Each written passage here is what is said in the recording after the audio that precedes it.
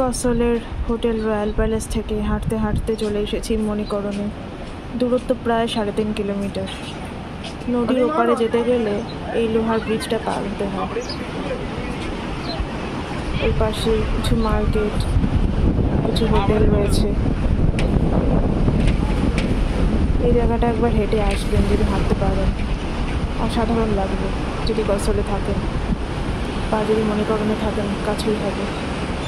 নিচে খরস্রোতা, পার্বতী নদী, আর ওয়েদারের তো তুলনাই নেই।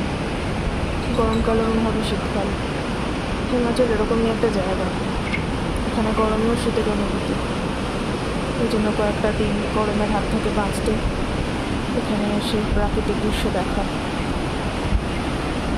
অসাধারণ খরস্রোতা, পার্বতী নদী, ওপারে একটা রাম মন্দির আছে, বহু প্রাচীন, সেটাও দেখাবো।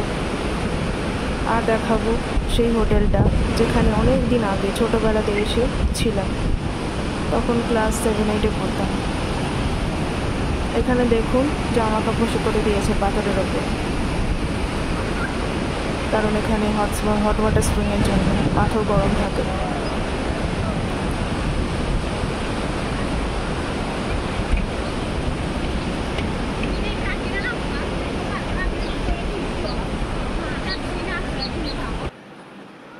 এইটা হচ্ছে সেই হোটেল শিবালিক। এসেছিলাম অনেক দিন আগে, এখনও রয়েছে এটা।